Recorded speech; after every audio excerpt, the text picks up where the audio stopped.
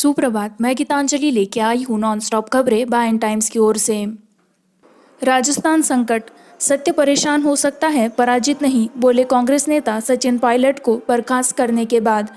Deputy CM और Rajasthan PCC प्रमुख के रूप में हटाए जाने के बाद कांग्रेस के बागी नेता सचिन पायलट ने मंगलवार को कहा कि सत्य को पराजित नहीं किया जा सकता है। पायलट ने एक ट्वीट के साथ हटाए जाने पर प्रतिक्रिया व्यक्त की। सत्य परेशान हो सकता है, पराजित नहीं। अपने आधिकारिक ट्विटर अकाउंट पर उन्होंने राजस्थान के उप मुख्यमंत्री राजस्थान कांग्रेस के निम्नलिखित शब्दों को हटा दिया और टोंक से विधायक को इसमें जोड़ दिया। हालांकि कांग्रेस नेता रणदीप सुरजेवाला ने मंगलवार को घोषणा की कि सचिन पायलट को राजस्थान के उप मुख्यमंत्री के रूप में हटा दिया गया है। अशोक गहलोत सरकार को गिराने की कोशिश करने के लिए राजस्थान पीसीसी चीफ के रूप में भी गहलोत को उनकी पार्टी के पद से हटा दिया गया था। यह भारी मन से है कि सचिन पायलट को डिप्टी सीएम, राज्य प्रमुख और अन्य जिम्मेदारियों के रूप में हटाने का निर्णय लिया गया है। राजस्थान के विधायक दल द्वारा युवा नेता के खिलाफ अनुशासनात्मक कार्रवाई शुरू करने का प्रस्ताव पारित करने के बाद सुरजेवाला ने कहा।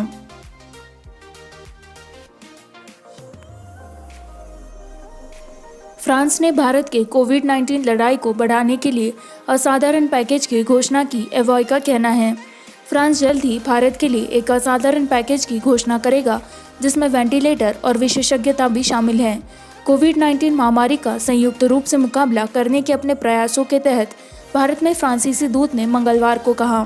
फ्रांसीसी राष्ट्रीय दिवस पर अपने संदेश में बैस्टिल डे भारत में फ्रांसीसी राजदूत एमेनुएल लेनिन ने कहा कि कोविड-19 संकट की शुरुआत के बाद से दोनों देशों ने असाधारण एकजुटता दिखाई है। भारत ने फ्रांसीसी अस्पतालों को बहुत आवश्यक उपकरण और दवाएं प्रदान की है। मंत्री दो तरफा सड़क है, फ्रांस ने कहा। फ्रांसीसी विकास एजेंसी एएफडी ने भारत में सबसे कमजोर आबादी को सामाजिक सेवाएं प्रदान करने के लिए 200 मिलियन यूरो का एक असाधारण ऋण दिया है। उन्होंने कहा, हम जल्द ही एक असाधारण पैकेज की घोषणा करने जा रहे हैं जिसमें सेरोलॉजिकल टेस्ट शामिल है, वेंटिलेटर और कुछ विशेषज्ञता। फ्रांसीसी दूत ने यह फ्रांसीसी दूतावास के सभी सोशल मीडिया हैंडल पर पोस्ट किए गए संदेश में कहा।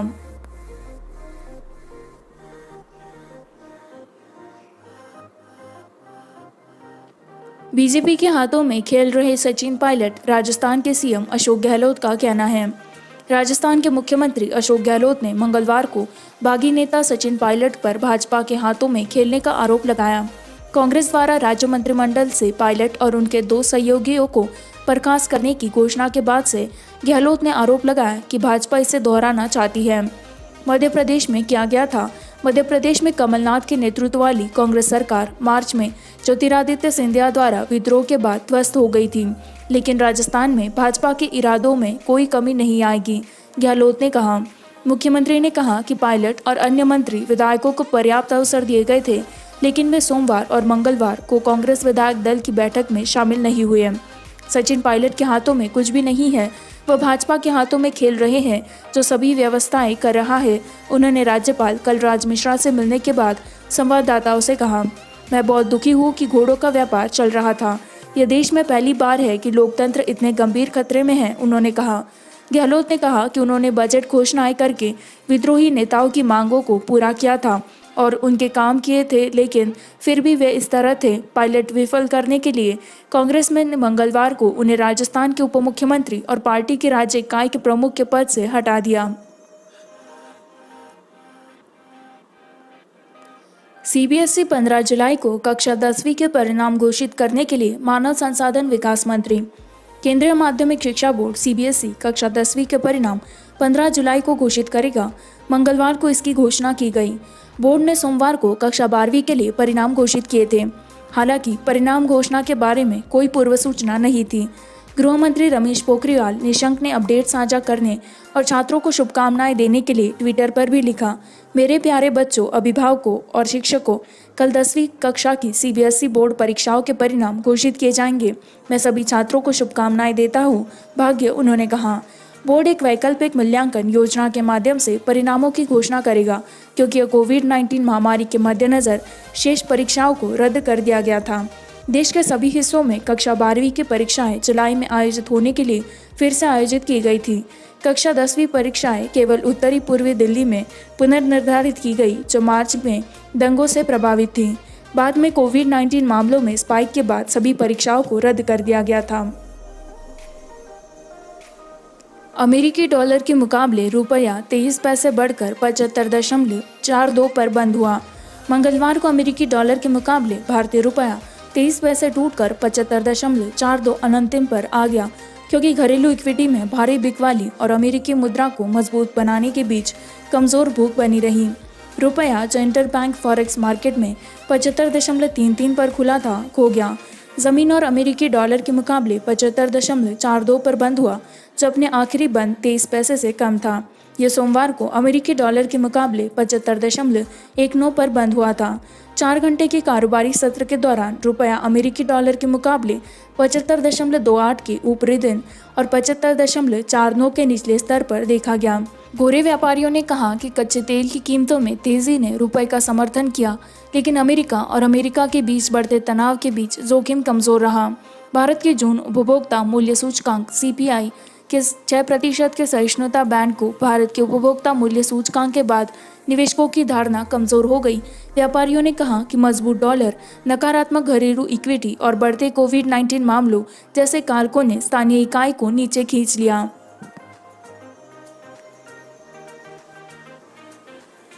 भारत का कोविड-19 टैली 28,498 ताज़ा मामलों के साथ 9 लाख को पार कर गया है। मरने वालों की संख्या 23,727 हो गई। केंद्रीय स्वास्थ्य मंत्रालय के आंकड़ों के अनुसार 28,498 ताज़ा मामलों के साथ एक दिन में भारत के कोविड-19 टैली का अंकन 9 लाख से अधिक हो गया है, जिसके ठीक 3 दिन बाद 8 लाख का आंकड़ा पार कर गया। 9,06,752 और मौत 24 घंटे में 553 लोगों के साथ 23,727 तक पहुंच गई। मंगलवार सुबह 8 बजे अपडेट किए गए आंकड़ों से पता चला।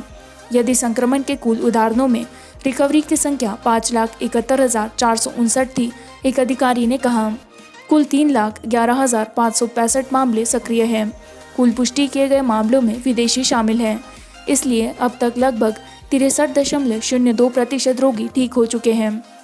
एक अधिकारी ने कहा कि देश में कोरोना वायरस संक्रमण के मामलों की संख्या के साथ तेजी आई है। लगातार 5वें दिन 26,000 से अधिक की वृद्धि हुई। देश में कोविड-19 मामलों में 1 लाख तक पहुंचने में 110 दिन लगे और 9 लाख के निशाने से आगे जाने के लिए सिर्फ 56 दिन अधिक। 24 घंटे में 553 लोगों की मौत, 193 महाराष्ट्र से है, 73 कर्नाटक से, तमिलनाडु से 66, दिल्ली से 40, आंध्र प्रदेश से 3, पश्चिम बंगाल से 24, उत्तर प्रदेश से 21, बिहार से 1, राजस्थान से 15, गुजरात और मध्य प्रदेश से 10। तेलंगाना ने 9 घातक घटनाओं की सूचना दी है। जम्मू और कश्मीर 8, हरियाणा 7, उड़ीसा 6, पंजाब 5, झारखंड और गोवा 3-3, केरल और उत्तराखंड 2, जबकि असम और दादरा और नगर हवेली और दमन और दीव में 1-1 मौत दर्ज की गई है।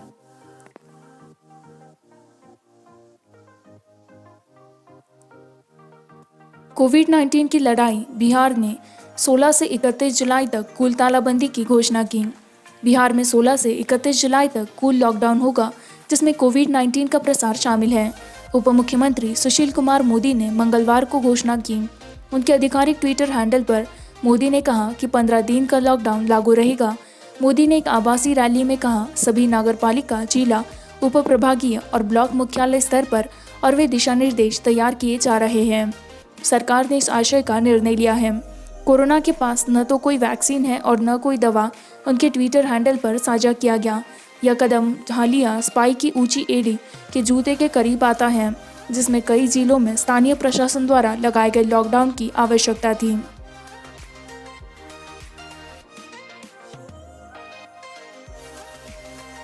भारतीय और चीनी कमांडरों ने पूर्वी लद्दाख में आगे के विघटन पर बातचीत की।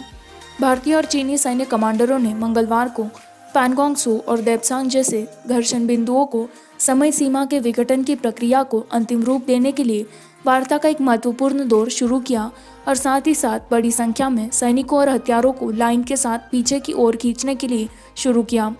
पूर्वी लद्दाख में वास्तविक नियंत्रण।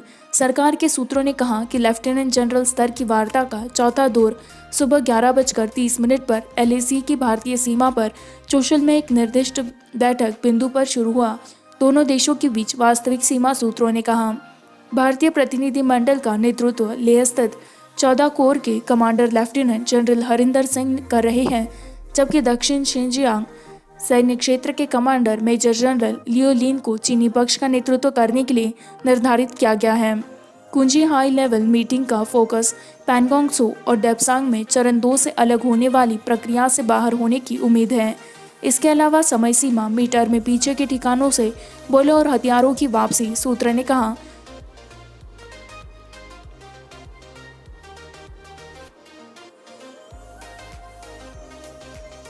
इस हफ्ते भारत का कोरोना वायरस टैली 10 लाख का आंकड़ा पार कर जाएगा, राहुल गांधी।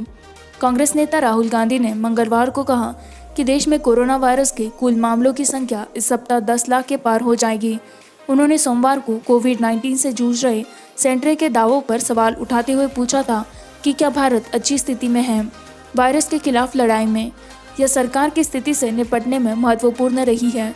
इस हफ्ते हमारे देश में 10 लाख का आंकड़ा पार कर लिया जाएगा, गांधी ने कहा। कांग्रेस नेता ने WHO के हवाले से एक समाचार रिपोर्ट भी टैग की। प्रमुख ने कहा था कि अगर ठोस कदम नहीं उठाए गए तो दुनिया में कोरोना वायरस की स्थिति खराब से बदतर होती चली जाएगी। विश्व स्वास्थ्य संगठन WHO के प्रमुख ने सोमवार को कुछ सरकारी नेताओं को कोरोना वायरस पर मिश्रित संदेश भेजकर जनता का विश्वास मिटाने के लिए फटकार लगाई, चेतावनी दी कि उनके देशों के सर्पिल प्रकोप को रोकने में उनकी विफलता का मतलब है कि भविष्य के लिए सामान्य भविष्य में कोई वापसी नहीं होगी। कोविड-19 प्रभाव। इंडियन आइडल घर से ऑडिशन। इंडियन आइडल के आकांक्षी इस सीजन में अपने घरों से शो के लिए ऑडिशन लेंगे। संगीत रियलिटी शो सीजन 12 के साथ वापस आ जाएगा और डिजिटल ऑडिशन कोविड प्रतिबंधों के कारण आवश्यक हो गए हैं। सीजन 12 के रूप में मेजबान आदित्य नारायण ने कहा, भारतीय मूर्ति के साथ जुड़ा होना हमेशा बहुत रोमांचक होता है, लेकिन इस बार मेरी उत्तेजना एक और स्तर पर थी जब टीम ने मुझसे संपर्क किया और मुझे प्रोमो के लिए गाने की पेशकश की। प्रोमो का रिकॉर्ड करना वास्तव में शानदार था, मुझे बहुत अच्छा लगा। भारत के सबसे प्रतिष्ठित गायन रियलिटी शो के लिए गाए। मैं प्रोमो के लिए दर्शकों की प्रतिक्रिया से प्यार कर रहा हूँ। मैं सभी आकांक्षी गायन प्रतिभाओं को इंडियन आइडल 12 में भाग लेने के लिए आमंत्रित करना चाहूँगा। उनकी वीडियो रिकॉर्ड करके और सोनी लीव पर उसी को अपलोड करूँगा 25 जुलाई को। इस बार आप घर बैठे इंडियन आइडल ऑडिशन दे सकते हैं, बस एक क्लिक के साथ, उन्होंने कहा। इसी के साथ मैं संवाददाता गीतांजलि आपसे विदा लेती हूँ। इसी तरह की नॉनस्टॉप खबरों को जारी रखने के लिए बाइन टाइम्स हिंदी को लाइक करें, सब्सक्राइब करें, शेयर करें।